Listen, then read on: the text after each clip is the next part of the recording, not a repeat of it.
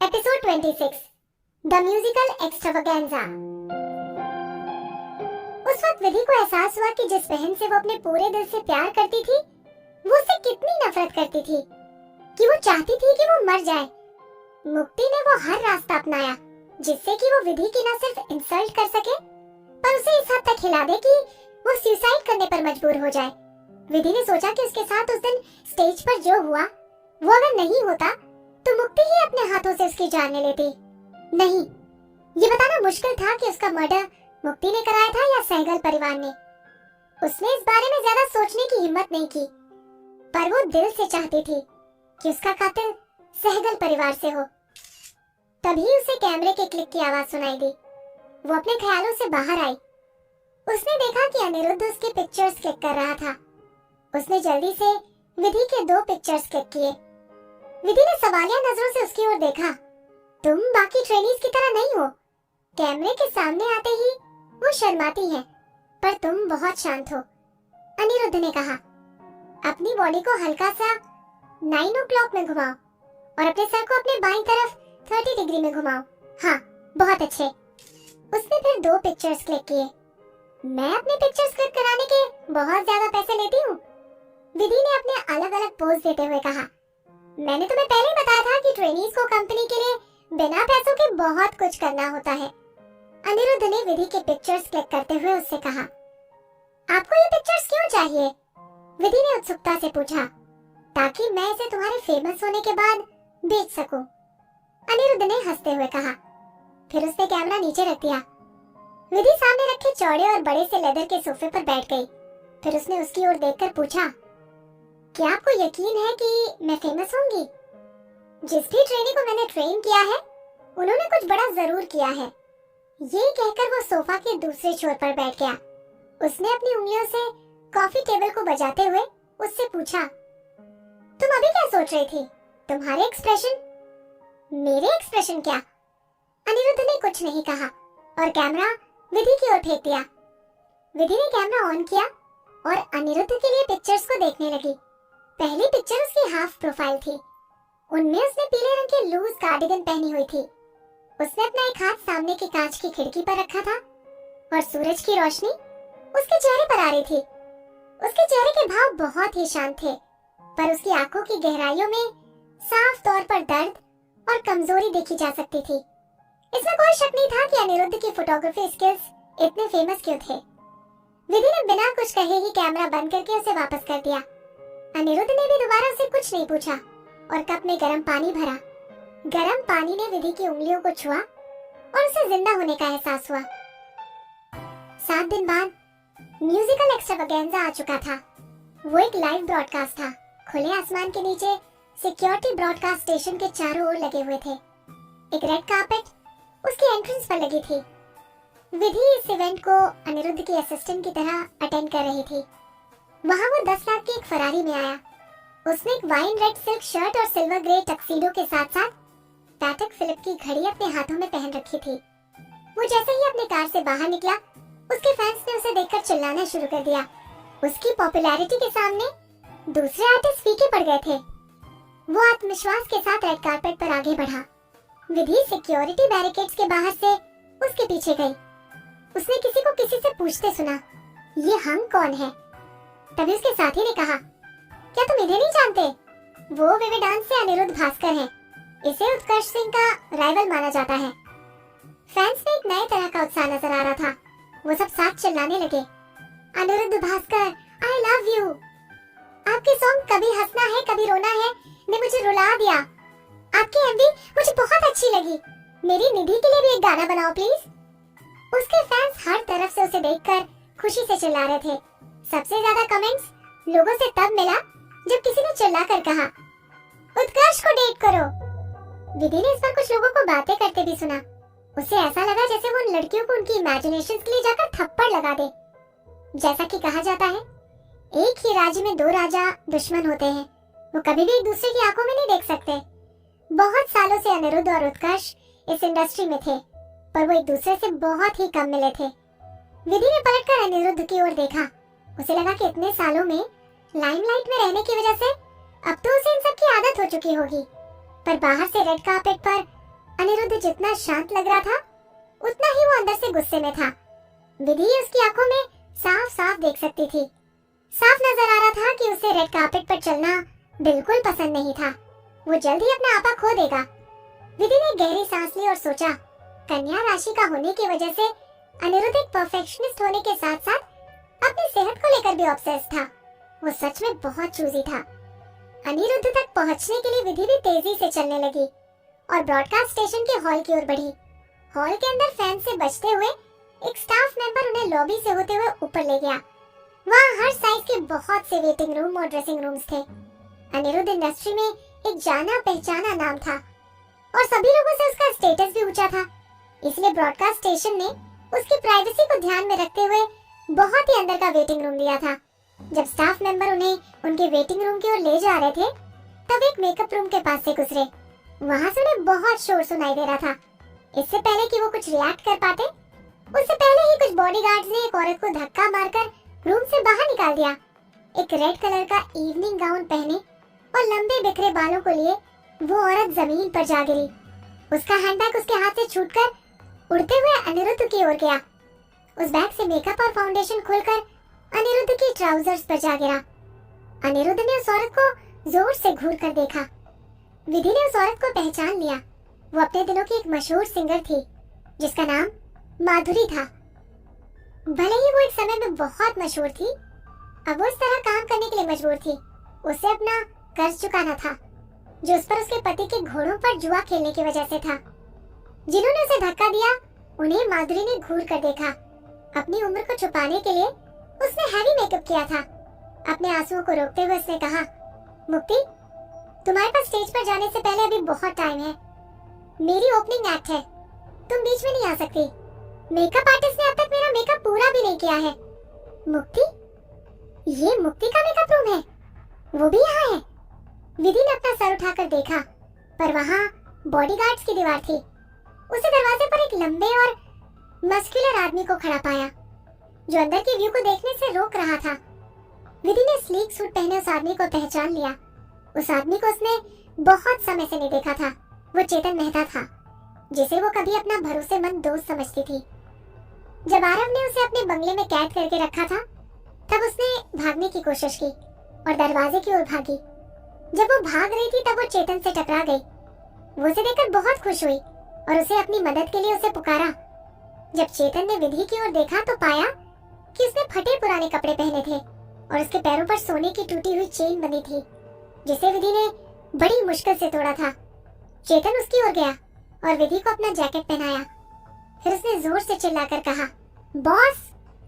वो तुरंत समझ गई कि कुछ तो गलत था और उसने खुद को उससे दूर करने की कोशिश की, पर चेतन की पकड़ बहुत मजबूत थी। वो जितनी भी कोशिश करे पर उसका चेतन की पकड़ से बाहर निकलना बहुत मुश्किल था। उसने विधि को फिर से आरव के हवाले कर दिया। उस दिन विधि को मुक्ति की वो बात याद आई जब उसने उससे कहा था, दी, क्या आपको सच में लगता है कि सभी लोग आपके साथ अच्छे हैं? किसी के भी पालतू जानवर को मारने से पहले ये जान लेना चाहिए कि उसका मालिक कौन है। अपनी पिछली जिंदगी की यादों को याद करते विधि दीवार का सहारा लेकर खड़ी हो गई और उसने गहरी सांस ली। तब उसने चेतन की आवाज सुनी, माधुरी, हार मान लो।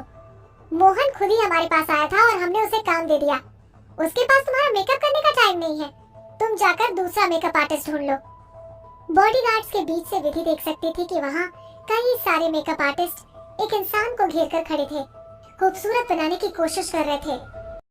एपिसोड 27, मुक्ति का डेब्यू।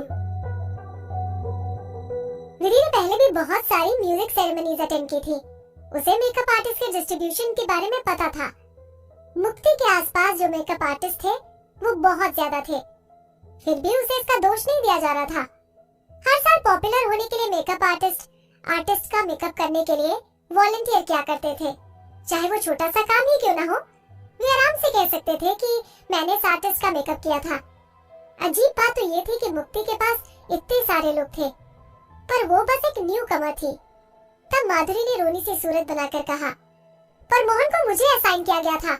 सभी मेकअप आर्टिस्ट के पास अपने अपने आर्टिस्ट हैं। अगर मैं किसी को ढूंढना चाहूँ तो भी मुझे कोई नहीं मिलेगा। कॉरिडोर में इतनी भीड़ देखकर अनिरुद्ध ने बेचैन होकर विधि से कहा, विधि, मेरे मेकअप आर्टिस्ट को बुलाओ और इसका मेकअप कराओ। पिछले कुछ दिनों से अनिरुद्ध और विधि साथ में बहुत ज्यादा टाइम स्पेंड कर रहे थे, इतना ज्यादा कि वो उसे विदुषी की जगह विधि बुलाता था। ये नाम उसे अपने पिछले जन्म की याद दिलाता था, इसलिए उसने उससे कई बार मना किया था, पर वो उसे विधि ही कहता था और बाकी लोग विदुषी। अनिरुद्ध ने उससे कहा कि पता नहीं क्यों, पर उसे विधि ज्यादा सूट करता था। ये सुनकर विधि हैरान थी। उसने सोचा उस आदमी की इंस्टिंक्ट तो किसी जानवर से भी तेज है और शायद अपने म्यूजिक से लोगों की आत्मा को भी छू सकता है। और अब इसने एक नई प्रॉब्लम खड़ी कर दी है। अनिरुद्ध की आवाज सुनकर चेतन ने मुड़कर उन दोनों की ओर देखा। विधि को पता था कि ये उसके नाम की वजह से हुआ था। आखिर सभी लोग उसे पहले इसी नाम से तो जानते थे। विधि ने भी चेतन की ओर देखा और पूरी तरह नॉर्मल रहने की कोशिश की। उन दोनों की नजरें मिली, पर फिर उसने तुरंत ही अपना मुंह फेर लिया। विधि ने अपनी पिछली जिंदगी में चेतन के साथ बहुत सारा समय बिताया था, पर आज उसने अपना मुंह फेर लिया। जब चेतन ने विधि को विदुषी के रूप में देखा, तो उसे लगा कि भले ही उसका नाम विधि था, पर वो टाइम्स म्यूजिक की विधि की स्टेटस की नहीं थी। भले ही विधि मर चुकी हो, पर उसका स्टेटस अब भी बहुत ऊंचा था। विधि के स्टेटस को छोटा समझने का मतलब विधि के स्टेटस को छोटा समझने के बराबर था। इससे पहले उसने इस तरह से कभी नहीं सोचा था। एक बार मरने के बाद विधि को सब साफ साफ नजर आ रहा था। वो अब बहुत रियलिस्टिक बन चुकी थी। उसने चेतन से अपनी नजरें हटाई और माधुरी से कहा, माधुरी जी, आप मेरे साथ आइए, मैं आपका मेकअप पूरा करवाती हूँ। अनिरुद्ध पहली बार इस तरह का इवेंट अटेंड कर रहा था, पर उसके रेपुटेशन को देखते हुए किसी भी ब्रॉडकास्ट स्टेशन की भी हिम्मत नहीं थी कि वो उसके साथ कोई बुरा बिहेव करे। इसलिए उसे असाइन किया गया मेकअप आर्टिस्ट भी इंडस्ट्री के बेस्ट मेकअप आर्टिस्ट में से था। उसे कोई फर्क नहीं पड़ता था कि वो किसी फेमस आर्टिस्ट का मेकअप कर रहा है या नहीं। उस वक्त वो आराम कर रहा था। जैसे ही उसने विधि की पूरी बात सुनी, उसने तुरंत ही माधुरी का मेकअप करना शुरू किया। माधुरी ने मुस्कुराकर विधि से थैंक यू कहा। विधि को उसके लिए बहुत बुरा लग रहा था। जब उसने डेब्यू किया था, तब वो बहुत फेमस सिंगर थी। किसने सोचा था कि आज उसकी हालत ऐसी होगी। पर अगर वो पहले वाली विधि होती, तो उसे आज इतना बुरा नहीं लगता। आखिर स्टारडम का रास्ता उसने इतनी आसानी से तय कर लिया था। जब उसने पहली बार सुना था कि माधुरी का पति गैम्बलिंग में सब कुछ हार चुका था, तब उसने उसे जज करते हुए दिल में सोचा था, उसी ने अपनी मर्जी से उस नकारा आदमी से शादी करने का डिसीजन लिया था। उस वक्त विधि ने सिर्फ उसे ही ब्लेम किया था। किसे पता था कि विधि की जजमेंट इतनी खराब होगी। विधि ने माधुरी की चोट छुपाने के लिए उसके कंधे पर एक स्कार्फ ओढ़ाया। ये चोट उसे मेकअप रूम से धक्का देकर निकलने की वजह से लगी थी। जब चेतन उसका मैनेजर था, तब भी वो इस तरह के काम किया करता था, पर उस वक्त विधि को ये कभी बुरा नहीं लगा। पर अब उसे अच्छी तरह पता था कि उस वक्त इंडस्ट्री के लोग उससे इतनी नफरत क्यों करते थे। अपना मेकअप करने के बाद माधुरी ने विधि को थैंक यू कहा और वो वहां से चली गई। फिर विधि और उस मेकअप आर्टिस्ट ने अनिरुद्ध को उसके मेकअप में असिस्ट किया। तब तक अनिरुद्ध भी अपने कपड़े बदलकर एक black snake skin print shirt और उसी कलर स्कीम के पैंट्स पहन लिए थे। उस पर ये कपड़े बहुत अच्छे लग रहे थे। विधि ने उससे कहा, क्या आपके पैंट्स पर वो फाउंडेशन नहीं लगा है? मुझे नहीं लगता कि वो किसी मैग्नीफाइंग ग्लास के बिना नजर भी आएगा। क्या आपको कार के पीछे जाकर कपड़े चेंज करने की जरूरत है? अनिरुद्ध हमेशा कई कपड़ों के पेयर्स लेकर चलता था, ताकि जब जरूरत पड़े वो चेंज कर सके। उस वक्त उसे अपने कुछ बटन और कफलिंग्स लगाने में परेशानी हो रही थी। उसकी चिढ़ और नफरत आसानी से उसके चेहरे पर दिखाई दे रही थी। उसने गुस्से में कहा, ये टाइम्स म्यूजिक के लोग बहुत बुरे हैं। विधि को समझ नहीं आ रहा था कि वो क्या कहे। ये साफ था कि टाइम्स म्यूजिक के कारण बाहर लोगों के कमेंट्स और मुक्ति के मेकअप रूम के बाहर के हंगामे की वजह से उसके कपड़ों पर फाउंडेशन गिरने के कारण उसे गुस्सा आ रहा था। अपना मेकअप करने के बाद अनिरुद्ध रिकॉर्डिंग स्टूडियो की ओर चला गया। विधि बोर होते हुए सोफे पर लेट गई और अपने हाथ में नींबू पानी लिए लाइव ब्रॉडकास्ट देखने लगी। टीवी पर विधि रिकॉर्डिंग रूम में जो हो रहा था वो सब देख सकती थी। वहाँ एक के बाद एक आर्टिस्ट स्टेज पर आकर अपना स्टाइल और टैलेंट दिखाने की कोशिश में लगे थे। विधि को उनकी मेंटालिटी बहुत अच्छे से पता थी। वहाँ कुछ लोग अपना नाम बनाना चाहते थे, तो कुछ लोग अपनी पॉपुलैरिटी के कम होने से डरते थे। उन सब के बीच बहुत ही टफ कंपटीशन चल रहा था। इंडस्ट्री के दो और दिग्गजों के साथ अनिरुद्ध वीआईपी पैनल पर बैठकर उनकी परफॉर्मेंस पर कमेंट कर रहा था। उसका मूड आज बहुत खराब था, इसलिए वो ज्यादा कुछ बोल नहीं रहा था। फिर भी लोग उसे बहुत पसंद कर रहे थे। ये टीवी के नीचे आ रहे कमेंट्स को देखकर कोई भी बता सकता था। हर साल लाइव शो में सेम सेगमेंट्स होते हैं, लाइव परफॉर्मेंस, लाइव इंटरव्यू, कुछ गेम्स और उस साल क्या क्या हुआ उसका ब्रीफ डिस्क्रिप्शन। उसने सालों में इसमें पार्टिसिपेट किया था और उसे सब कुछ पता था। विधि खुद भी बहुत खुश थी कि उसने इतनी देर तक बैठकर ये शो देखा था। वो अपनी जगह से उठी, उसने नींबू पानी का एक और ग्लास लिया ही था कि उसे जानी पहचानी धुन सुनाई दी। उसने तुरंत ही टीवी स्क्रीन की ओर देखा। मुक्ति का डेब्यू सॉन्ग और उसकी एमवी पहली बार उस रात रिलीज हो रही थी। वो बहुत खूबसूरत लग रही थी। मुक्ति ने एक सुंदर सी गोल्डन कलर के गाउन के साथ एक सिल्वर फेदर कोट पहन रखा था और बहुत ही अच्छा गा रही थी। उसके गाने को सुनकर कोई भी बता सकता था कि उसने इस गाने के लिए कितनी मेहनत की थी। विधि ने टीवी के कोने को घूर कर देखा। उस गाने का टाइटल लोगों को अट्रैक्ट कर रहा था और उसने नीचे सॉन्ग राइटर, लिरिसिस्ट और प्रोड्यूसर के नाम पर उत्कर्ष का नाम लिखा था, जैसे कि उसने बाहर लोगों को बातें करते सुना था। ये उत्कर्ष का स्टाइल था। उसे बिल्कुल फर्क नहीं पड़ता था कि लोगों को उसका गाना गाने में कितनी मुश्किल होती थी। पर अपनी पिछली जिंदगी में उत्कर्ष का गाना कितना भी मुश्किल क्यों ना हो, विधि उसे बहुत आसानी से गाया करती थी। पर अब जब मुक्ति उसके गाने गा रही थी तो विधि को उसकी चिंता हो रही थी। उसने बचपन में जो फाउंडेशन की क्लासेस और ट्रेनिंग ली थी वो मुक्ति ने नहीं ली थी। उसके पास ना तो स्किल्स थे और ना ही स्टेमिना। विधि को समझ नहीं आ रहा था कि वो उत्कर्ष के गानों को कैसे गाएगी। जो हुआ उसके बारे में सोचकर विधि हंसने लगी। उससे इसकी चिंता करने की क्या जरूरत है। अपनी पिछली जिंदगी में उसने अपना आधा समय मुक्ति का ख्याल रखते हुए गुजार दिया और उसके बदले में उसे क्या मिला? धोखा और साजिश। पर अब इस नए जन्म में वो उसकी बहन नहीं थी। ये सोचकर विधि ने नींबू पानी पी लिया और फिर से सोफे पर जाकर बैठ गई। Episode 28, irritating Anirudh. स्क्रीन पर एमवी अब बंद हो चुकी थी। रिकॉर्डिंग स्टूडियो में एक होस्ट मुक्ति का इंटरव्यू ले रही थी। वो उसकी परफॉर्मेंस के बाद उसकी तारीफ कर रही थी। उसने लोगों के कमेंट्स पढ़े और उसके गाने को प्रमोट करने लगी। टाइम्स म्यूजिक पब्लिसिटी के लिए बहुत पैसे खर्च किया करता था, इसलिए मुक्ति को इस बात की चिंता करने की कोई जरूरत नहीं थी। मुक्ति ने मुस्कुराते हुए लोगों से थैंक यू कहा और आगे भी उसके गाने को सपोर्ट करने के लिए रिक्वेस्ट की। वीआईपी पैनल के लोगों ने मुक्ति की तारीफ की और आगे बढ़ने के लिए एनकरेज भी किया। ये बात सभी को पता थी कि टाइम्स म्यूजिक मुक्ति के डेब्यू को लाइमलाइट में लेकर आ रहा था।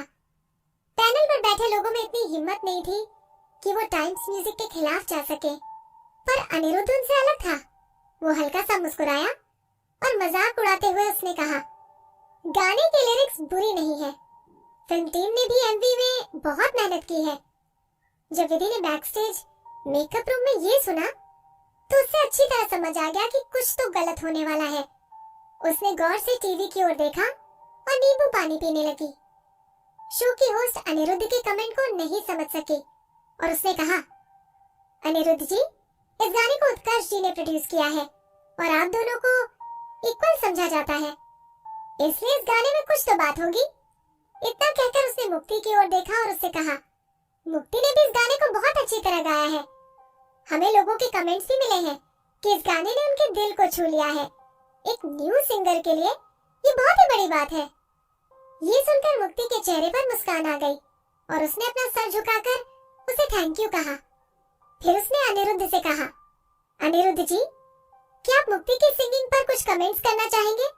मुझे लगता है कि आप इस न्यू कमर से बहुत कुछ कहना चाहते हैं। बैकस्टेज विधि ने अपने जूते निकाले और पालथी मारकर आराम से सोफे पर बैठ गई। उसे मन में उस होस्ट के लिए बुरा लग रहा था। सबसे बड़ी दिक्कत ये थी कि उसने इससे पहले ऐसा कोई शो होस्ट नहीं किया था जिसमें अनिरुद्ध हो। उसे बिल्कुल भी नहीं पता था कि अनिरुद्ध कितना पिकी और इरिटेटिंग इंसान था।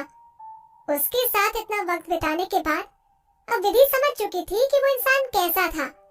जब भी वो किसी को इस तरह से देखकर मुस्कुराता था तब उसकी शामत आती थी। एक हल्की सी हंसी के साथ उसने मुक्ति से पूछा, क्या तुम सच में चाहती हो कि मैं कमेंट करूं? अनिरुद्ध की बात सुनकर मुक्ति समझ गई थी कि कुछ तो गलत था, पर अब वो पीछे हट नहीं सकती थी। उसने मुस्कुराते हुए कहा, मैंने काफी लंबे समय से सुना है कि आप और उत्कर्ष जी इंडस्ट्री के गोल्ड क्लास प्रोड्यूसर्स हैं।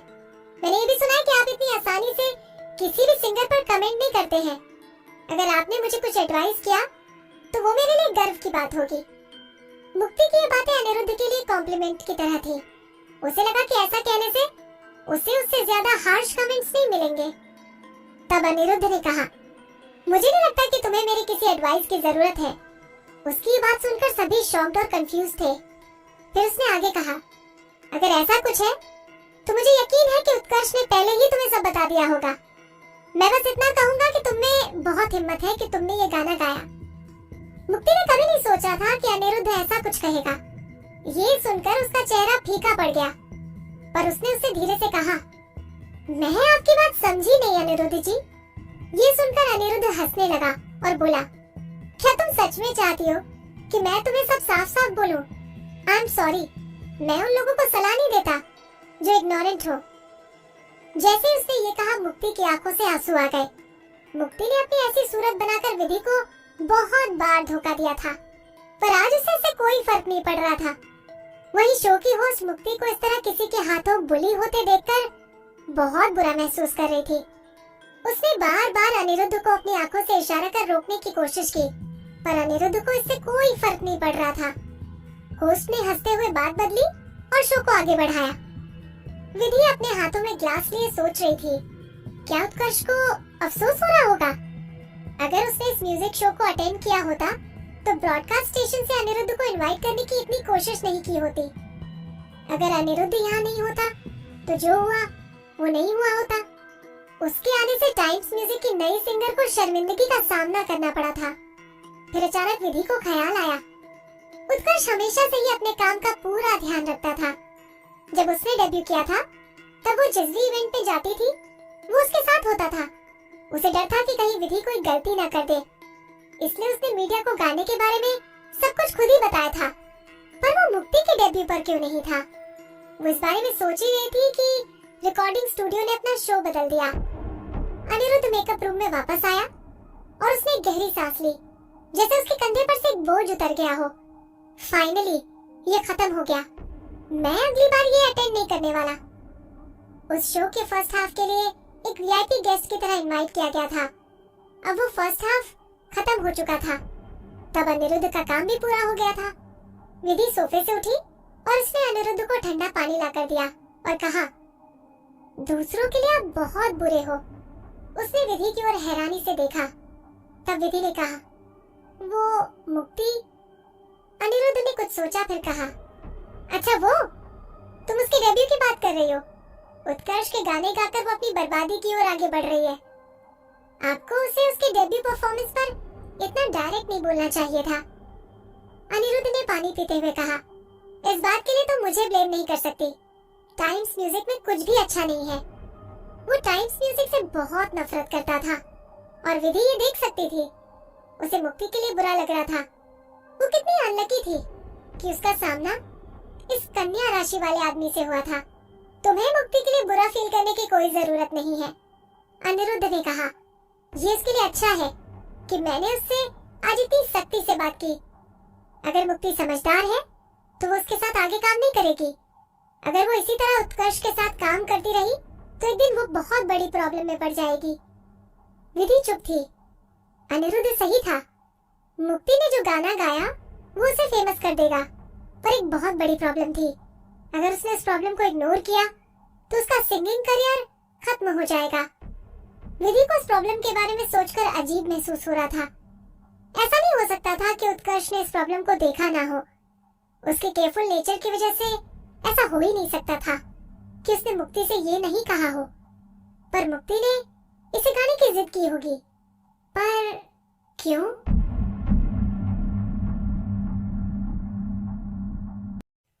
एपिसोड 29, दिलचस्प लोग। अगर विधि अब भी टाइम्स म्यूजिक में होती तो वो मुक्ति को कभी भी ये गाना गाने नहीं देती, चाहे वो जितनी भी जिद क्यों नहीं करती। वो उसकी एक नहीं सुनती और इसमें आरव भी उसकी मदद करता। अनजाने में विधि फिर से उस आदमी के बारे में सोच रही थी। विधि ने अपनी आंखें बंद कर ली और उसे अपने ख्यालों से बाहर निकालने की कोशिश करने लगी। उसने खुद से कहा, उस बारे में मत सोचो, तुम वहां वापस नहीं जा सकती। तभी मेकअप रूम के दरवाजे पर किसी ने नॉक किया। अनिरुद्ध ने चिढ़ते हुए कहा, अंदर आ जाओ। दरवाजे के खुलते ही चेतन और मुक्ति अंदर आए। विधि उन दोनों से अपने इस जन्म में आज पहली बार मिल रही थी। वो उन्हें अपने सामने देखकर हैरान थी, पर वो शांत रही। मुक्ति उसे एक अजनबी की तरह लग रही थी। वो अपने स्टेज के कपड़ों में थी। उसे देखकर ऐसा लग रहा था कि वो उसके लिए खास तौर पर डिजाइन किया गया हो। मुक्ति ने घबराते हुए कहा, अनिरुद्ध जी। अनिरुद्ध ने ग्लास नीचे रखते हुए कहा, क्या है? तब चेतन सामने आया और उसने अनिरुद्ध की आंखों में देखकर कहा, अनिरुद्ध जी, आपको नहीं लगता कि आपने जो शो पर कहा वो बहुत ज्यादा हार्श था? उसकी बात सुनकर अनिरुद्ध हंसने लगा। फिर उसने कहा, क्यों? मैं तो सिर्फ सच बोल रहा था। अब अपनी राय देने के लिए क्या मुझे टाइम्स म्यूजिक वालों से परमिशन लेनी होगी? चेतन ने खुद को शांत करते हुए जवाब दिया, मैं आपके विवी डांस के बॉस मोहित के खतरनाक बैकग्राउंड के बारे में जानता हूँ, जिस वजह से आप लोग टाइम्स म्यूजिक से नहीं डरते। अगर हम समझदारी से दोस्तों की तरह इस बात को खत्म करें तो हमें आने वाले समय में कोई परेशानी नहीं होगी। अनिरुद्ध जी, मुझे उम्मीद है कि आप अपनी बात वापस लेंगे। टाइम्स म्यूजिक आपका बहुत आभारी होगा और फ्यूचर में आप जो चाहेंगे वो आपको देगा। चेतन ने अपनी आखिरी बात बड़े ही कमांडिंग वे में कही थी। इस पर अनिरुद्ध ने कहा, चेतन, तुम मजाक कर रहे हो क्या? जब तुम विधि के मैनेजर थे तब तुम्हारे एटीट्यूड के बारे में तुम्हें उसकी काबिलियत की वजह से किसी ने कुछ भी नहीं कहा। फिर उसने मुक्ति की ओर इशारा करते हुए कहा, जिसे ये भी ना पता हो कि उससे कौन सी सिंगिंग स्टाइल सूट करती है। तुम्हें क्या लगता है उसकी पॉपुलैरिटी इंडस्ट्री में कितने टाइम तक रहेगी? चेतन ने गंभीर होकर कहा, अनिरुद्ध जी, ध्यान रहे कि आपका इशारा किस ओर है। मुझे लगा कि मैंने इस बात का पूरा ध्यान रखा है। अनिरुद्ध ने चेतन से अपनी नजरें मिलाई और उसे आगे कहा, ये समझती क्या है खुद को? ये सिर्फ एक रिकॉर्डिंग स्टूडियो सिंगर है। इंडस्ट्री में किसी भी सिंगर का एक रिकॉर्डिंग स्टूडियो सिंगर कहलाना इंसल्ट की बात थी। ये उससे कहा जाता था जिसका फाउंडेशन क्लियर नहीं था और वो अपने गाने को बेहतर बनाने के लिए ऑटो ट्यून और एडिट पर डिपेंड रहते थे। ये सुनकर मुक्ति का चेहरा फीका पड़ गया और उसने खुद को डिफेंड करते हुए कहा, मैं रिकॉर्डिंग स्टूडियो सिंगर नहीं हूँ। उसका ये रिएक्शन देखकर अनिरुद्ध ने उसकी ओर घूर कर देखा। मैं तो ये जानना चाहता हूँ कि उत्कर्ष को आखिर तुमसे दिक्कत क्या है कि उसने तुम्हारे लिए ये गाना लिखा? हाँ, तुम्हारी आवाज विधि के आसपास भी नहीं है, फिर भी तुमने इस गाने को गाने की हिम्मत की। हाँ, ये गाना बहुत ही अच्छी तरह रिकॉर्ड किया गया है, पर मैं दावे के साथ कह सकता हूँ कि इसको टुकड़ों में रिकॉर्ड किया गया है। इस गाने को टुकड़ों में गाने के बाद इसकी गलतियों को बैकग्राउंड से छुपाया गया है, या फिर इसे सच में वन गो में स्मूथली गाया गया है।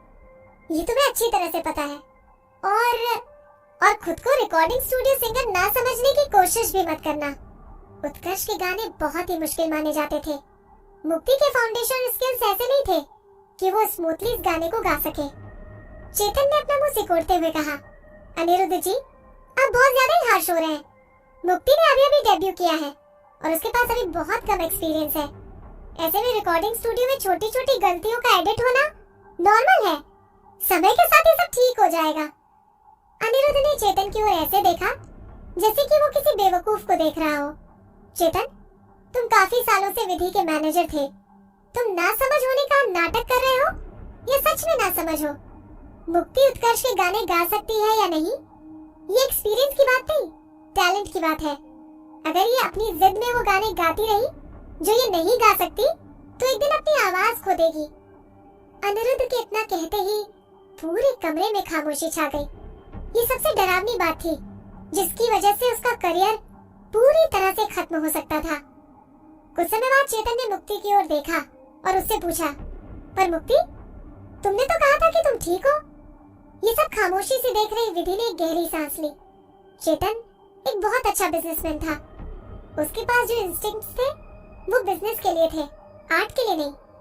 इसलिए जिन गलतियों को अनिरुद्ध ने एक बार गाना सुनकर समझ लिया था, उसे चेतन कई बार सुनने के बाद भी नहीं समझ पाया। मुक्ति ने कांपती हुई आवाज में कहा, मुझे लगा कि उत्कर्ष जी ने सिर्फ मुझे डराने की कोशिश की है। अनिरुद्ध ने मुक्ति की ओर इंटरेस्ट के साथ देखा और कहा, ऐसा लगता है उत्कर्ष और तुम्हारे बीच सच में कुछ तो है। तुम्हारी बहन ने उत्कर्ष के साथ 10 साल तक काम किया, फिर भी तुम उस पर भरोसा नहीं करती। मेरे और उत्कर्ष के बीच कोई प्रॉब्लम नहीं है। मैंने अपनी मर्जी से उनकी बात नहीं सुनी। मुक्ति ने एक फीकी सी मुस्कान के साथ उससे कहा, जिस सिंगर ने अभी अभी डेब्यू किया है, उसमें टॉप क्लास के प्रोड्यूसर से सवाल करने और उसके खिलाफ जाने की हिम्मत है। अनिरुद्ध ने कहा, तुम टाइम्स म्यूजिक के लोग बहुत ही दिलचस्प हो। चेतन ने वहां आने के अपने कारण को याद किया और अपने गुस्से को दबाते हुए कहा, अनिरुद्ध जी, मैं अपनी बदतमीजी के लिए आपसे माफी मांगता हूँ। जब उसने देखा कि यहाँ गुस्से और एटीट्यूड से उसका काम नहीं बनने वाला, तब उसने शांति से काम लेना सही समझा। आखिर वो एक अच्छा बिजनेसमैन था। विधि ने कभी भी उसे ऐसी हालत में नहीं देखा था। उससे दूसरे लोग माफी मांगा करते थे। विधि ने सोचा, ऐसा कब से होने लगा? शायद उसके मरने के बाद बहुत कुछ बदल चुका था। चेतन ने कहा, आप इंडस्ट्री के टॉप प्रोड्यूसर हैं। आपको इस न्यूकमर से क्या शिकायत है? आगे लोगों को पता चला तो आपके रेपुटेशन पर बुरा असर पड़ेगा। हाँ तो? अनिरुद्ध ने चिढ़ते हुए कहा। विधि वहां बैठकर पूरे इंसिडेंट को देख रही थी, जैसे वहां थी ही नहीं। चेतन अनिरुद्ध को देखकर मुस्कुराया। फिर उसने कहा, अनिरुद्ध जी, चलिए बात करते हैं। अगर आपने अपनी कही बात वापस ले ली तो आप जो चाहेंगे वो टाइम्स म्यूजिक आपको देगा। आप जो चाहेंगे वो टाइम्स म्यूजिक आपको देगा? ये सुनकर विधि के मन में कई सारे सवाल आने लगे, पर उसे पता नहीं था कि वो क्या करे। उसे नहीं पता था कि ऐसे हालात में उसे क्या करना चाहिए। तभी अनिरुद्ध ने बिना किसी भाव के कहा, सॉरी मिस्टर मेहता, मैं अपनी कही गई बात वापस नहीं लेता। अनिरुद्ध जी, आप ठीक वैसे हैं जैसे कि इंडस्ट्री आपके बारे में कहती है, अपने उसूलों पर चलने वाले। चेतन ने कुछ सोचा, फिर मुक्ति की ओर देखकर कहा, मैं आपकी बात को समझता हूँ, पर मैं उम्मीद करता हूँ कि आप भी समझे कि मुक्ति एक न्यू कमर है और ये उसके लिए कितनी मुश्किल की बात है। मुक्ति ने तुरंत ही अपने एक्सप्रेशंस बदलकर भोलेपन का नाटक करते हुए कहा, मुझे माफ कर दीजिए अनिरुद्ध जी, तुम तो ऐसे नाटक कर रहे हो जैसे मैं तुम्हें परेशान कर रहा हूँ। अनिरुद्ध ने चिढ़ते हुए चेतन की ओर देखा और कहा, तुम पहले तो इतने परसिस्टेंट नहीं थे। बोलो, अपनी बात वापस लेने के अलावा तुम मुझसे और क्या चाहते हो? चेतन ने अपनी नजरें नीचे करते हुए कहा, मैं इस शो से मिले नेगेटिव इम्पैक्ट को हटाने के लिए पब्लिसिटी का अरेंजमेंट करूंगा। आपको बस उस वक्त कुछ नहीं कहना है, और जैसा कि मैंने कहा था कि आप जो चाहेंगे वो टाइम्स म्यूजिक आपको देगा। आखिर तक वो अनिरुद्ध को घूस देने की कोशिश कर रहा था। उनके लिए ये कोई बड़ी बात नहीं थी। टाइम्स म्यूजिक के पास पैसे की कोई कमी नहीं थी और वो किसी को भी आराम से घूस दे सकते थे। अनिरुद्ध ने हंसते हुए कहा, तुम्हें क्या लगता है मुझे क्या चाहिए होगा? इतना कहकर वो पानी पीने लगा। अनिरुद्ध पहले से ही लग्जूरियस लाइफ जीता था। वो कभी भी कोई भी एक्सपेंसिव कार, वॉच और एक्सपेंसिव म्यूजिकल इक्विपमेंट्स आराम से खरीद सकता था। उसे पैसों की कोई कमी नहीं थी। चेतन गलत इंसान को घुस देने की कोशिश कर रहा था। टाइम्स म्यूजिक के पैसे अनिरुद्ध को चुप नहीं करा सकते थे।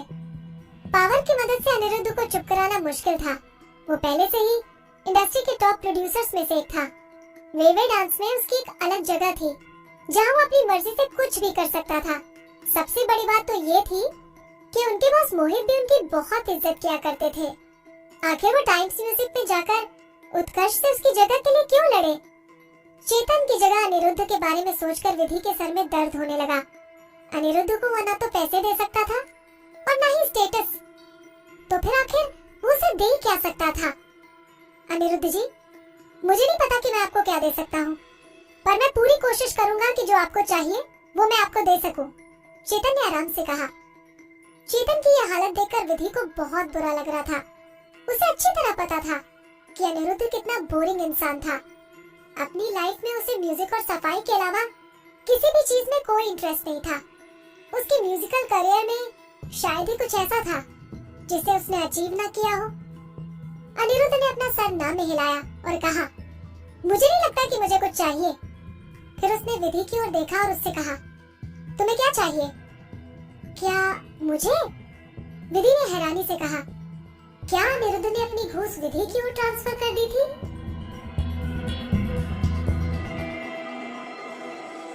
Episode 30 the snowy night. सभी ने शॉक्ड होकर विधि की ओर देखा। चेतन ने कभी सोचा नहीं था कि अनिरुद्ध अपनी असिस्टेंट की इतनी केयर करता होगा। बिना कुछ ज्यादा सोचे विधि ने कहा, मुझे पैसे चाहिए। अनिरुद्ध ने अपना मुंह सिकोड़ते हुए कहा, तुम में कोई शर्म है या नहीं? उनकी ये बात सुनकर विधि को गुस्सा आ रहा था। वो होगा एक बहुत अमीर आदमी, पर उसे उसकी स्थिति की भी तो समझ होनी चाहिए। विधि ने कंपनी से पैसे उधार लिए थे, जिसे उसे जल्द से जल्द चुकाना था।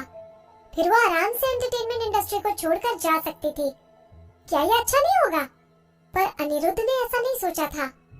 अनिरुद्ध ने मुक्ति की ओर इशारा करते हुए चेतन से कहा, ध्यान रखना कि जो मुक्ति चाहती है वो हो। तुम जैसे चाहो वैसे इस मैटर को डील करो, सिवाय से पैसे देने के। वो हंसते हुए बोला, पैसे? हे भगवान, अनिरुद्ध कितना बुरा आदमी था। उदास विधि ने अपना मुंह फेर लिया। उसे पैसे के सिवा कुछ नहीं चाहिए था। चेतन ने हाँ में सर हिलाया और मुक्ति के साथ मेकअप रूम से चला गया, पर जाने से पहले उसने उन दोनों को घूर कर देखा। उनके जाते ही अनिरुद्ध विधि की ओर मुड़ा और उसने उससे कहा, पैसे? सच में पैसे? पैसे दुनिया की सबसे बेकार चीज होती है और तुम्हें वो चाहिए? उस वक्त विधि उसकी बातों को इग्नोर करना चाहती थी। विधि को ये जानने का बिल्कुल भी मन नहीं था कि अनिरुद्ध के मन में आखिर चल क्या रहा था। वो तो उदास होकर नींबू के टुकड़े से खेल रही थी। अनिरुद्ध ने टाइम देखते हुए विधि से कहा, शो खत्म होने वाला है, अभी मुझे रिकॉर्डिंग स्टूडियो में जाना होगा। तुम हमारा सारा सामान लेकर मुझसे बाहर मिलो, मैं कार लेकर वहीं आता हूँ। अनिरुद्ध को खुद कार ड्राइव करना अच्छा लगता था, इसलिए उसके पास ड्राइवर नहीं था। विधि ने अनिरुद्ध के लिए अपनी नाराजगी को खुद तक ही रखा और उसे अपने दिल ही दिल में कोसती रही। इन बातों से बेखबर अनिरुद्ध मेकअप रूम से बाहर चला गया। विधि ने एक बार स्पिन किया और सारा सामान समेटकर बाहर चली गई। ब्रॉडकास्ट स्टेशन के पीछे का दरवाजा बहुत ही शांत था। वो एक बड़े से प्राइवेट स्पेस की ओर खुलता था, जहाँ फैंस की भीड़ की कोई टेंशन नहीं थी। ये दरवाजा पार्किंग लॉट के पास था, जहाँ से आर्टिस्ट अपना शो रिकॉर्ड करके निकलते थे। वो जगह बहुत ही खूबसूरत हरे भरे पौधों से सजी हुई थी। विधि जल्द ही बाहर आ गई थी और वहाँ कोई भी नहीं था। वहाँ ठंडी हवा चल रही थी, जिस वजह से उसे ठंड लगने लगी। तभी अचानक बर्फ गिरने लगी। उसने सर उठाकर बर्फ को आसमान से गिरते देखा और उसके चेहरे पर मुस्कान आ गई। आसमान से गिरती बर्फ वहाँ खड़ी स्ट्रीट लैंप के आसपास की जगह को और भी खूबसूरत बना रही थी। विधि ने अपना सर उठाया और गिरती हुई बर्फ को अपनी उंगलियों से छूने लगी। धीरे धीरे बर्फ को पानी की बूंद में बदलता देखकर उसे बहुत अच्छा लग रहा था। उसकी पिछली जिंदगी में उसे ये खेल बहुत अच्छा लगता था। वो अपने हाथों को आगे फैलाकर दुनिया की सबसे प्योर और ट्रांसपेरेंट चीज को अपने हाथों में लेकर बहुत खुश थी। आरव उसे इस तरह देखकर हंसता था और कहता था कि वो बच्चों की तरह लग रही थी। कहीं उसे ठंड न लग जाए, इसलिए वो उसे पीछे से हग कर लेता था और उसे गर्म करने की कोशिश करता था। फिर उसकी आंखों को पोंछकर उसे अपनी बाहों में भर लेता था। उस वक्त विधि खुद को उसकी बाहों से छुड़ाने की बहुत कोशिश करती थी और उससे कहती थी कि उसे ठंड नहीं लगेगी। कभी तो वो उसे जाने देता था, पर कभी उसे रोककर कहता, विधि मेरी बात सुनो। अब जब वो इस बारे में सोचती थी तो उसे लगता था कि वो कुछ करे या ना करे, पर उसके सारे एक्शंस आरव कंट्रोल किया करता था। इमोशनल होते हुए विधि ने अपने हाथ पीछे कर लिए। उसकी मौत ने उसे वो आजादी दी थी जो वो हमेशा से चाहती थी। अब वो आदमी उसके पीछे नहीं था। कुछ देर में हवा थोड़ी तेज हो गई और उसे ठंड लगने लगी। उसने अपनी जैकेट को खींचा और खुद को अपने हाथों से ढक लिया और सहलाने लगी। वो जैसे ही वहां से जाने के लिए मुड़ी, उसने देखा कि एक परछाई वहां रोल्स रॉयस का सहारा लेकर खड़ी थी और उसकी ओर देख रही थी। उस वक्त उसकी सांसें थम गई। वो आरव था। उसे देखकर वो अपनी जगह से हिल नहीं पा रही थी और उसने आरव की ओर देखा। उस वक्त विधि के आसपास की दुनिया धुंधली हो गई और उसे नजर आ रहा था तो बस आरव का चेहरा। आरव को देखते ही विधि की सांसें और उसके दिल की धड़कन उसके काबू में नहीं थी। वो पहले से ज्यादा कमजोर लग रहा था। वो भले ही ज्यादा यंग लग रहा हो, पर उसमें अब पहले की तरह करिश्मा नजर नहीं आ रहा था। विधि को ऐसा लग रहा था कि वो आरव के पास जाए, पर उसी वक्त उसने अपनी मुट्ठी को बहुत जोर से बंद कर लिया। इससे उसकी हथेली पर उसके नाखूनों की वजह से दर्द हुआ और वो अपने ख्यालों से बाहर आई। आरव ने ब्लैक कोट के साथ एक ऐश ग्रे कलर का शर्ट पहना हुआ था और वो स्मोक कर रहा था। विधि को ये याद था कि पहले वो स्मोक नहीं करता था। ये देखकर विधि को दिल में बहुत दर्द हुआ। उसने कई बार खुद से कहा था कि चाहे कुछ भी हो जाए, पर अगर आरव उसके सामने आया तो वो वहां से भाग जाएगी। पर आज जब वो उसके सामने था तो उसे एहसास हुआ कि चाहे जो हुआ हो, पर वो अब भी उससे बहुत प्यार करती थी। ये कितनी डरावनी बात थी। विधि खुद से हैरान थी। वो वहां से जाने के लिए मुड़ी, पर उसके पैर जमीन पर जम चुके थे। कार का ड्राइवर हाथ में छाता लिए आरव के पास आया, पर उसने उसे मना कर दिया और बिना किसी भाव के विधि की ओर देखता रहा। अचानक ड्राइवर ने आरव से कुछ कहा और उसे कुछ दिया। तभी एक जानी पहचानी आवाज सुनाई दी, आरव भाई। बिना पीछे पलटते हुए विधि बता सकती थी कि वो मुक्ति थी। उसने मुक्ति को आरव की कार की ओर जाते देखा। उसने खुश होकर मासूमियत से कहा, आरव भाई, क्या आप स्पेशली मुझे लेने आए हैं? आरव ने विधि से अपनी नजर हटाकर मुक्ति की ओर देखा। उसने वो चीज मुक्ति को उसके गले पर पहनाई। तब विधि ने देखा कि वो एक बुना हुआ स्कार्फ था, जिसके ब्रांड को वो अपनी पिछली जिंदगी में बहुत पसंद किया करती थी। उसकी पिछली जिंदगी में आरव विधि के प्रति बहुत जेंटल था और अब ये सब मुक्ति के लिए था। उसी वक्त बर्फ उसके चेहरे पर गिरी और उसे ठंड लगने लगी। विधि ने एकदम पीछे ले लिया और स्ट्रीट लैंप के पीछे खुद को छुपा लिया। उसकी आंखें भर आई थी। वो अनिरुद्ध के आने का और इंतजार नहीं कर सकती थी। वो अपनी जगह से हिलती, उससे पहले ही उसने अनिरुद्ध की आवाज सुनी, विधि। वो कुछ रिएक्ट करती उससे पहले आरव ने ये सुनकर उसकी ओर पलट कर देखा। आरव की एक नजर से ही विधि का मन उसकी पिछली जिंदगी की यादों से भर गया। अचानक से उसे एहसास हुआ कि वो कितना बड़ा राक्षस था और उसके शरीर का हर एक अंग दर्द से चीखने लगा।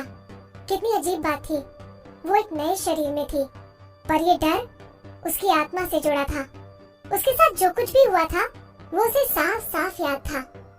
विधि ने खुद से पूछा, क्या तुम अब भी इस आदमी से प्यार करती हो? क्या तुम सच में अब भी इस राक्षस से प्यार करती हो? तभी उसे अनिरुद्ध की आवाज फिर सुनाई दी, विधि। वो जैसे ही अपने ख्यालों से बाहर आई तो उसने देखा कि आरव उसे अभी भी घूर रहा था। वो दिल ही दिल में अनिरुद्ध को कोसने लगी कि क्यों वो उसकी मदद के बजाय उसकी मुसीबत और बढ़ा रहा है। वो लौटकर अपना नाम बदल लेती, पर अब बहुत देर हो चुकी थी। आरव ने उसका नाम सुन लिया था। उसने अनिरुद्ध की ओर देखा, जो ड्राइविंग सीट पर बैठा था और उसे बहुत ही बेसब्री से बुला रहा था। उसकी फरारी आरव के रोल्स रॉयस के पीछे लगी थी।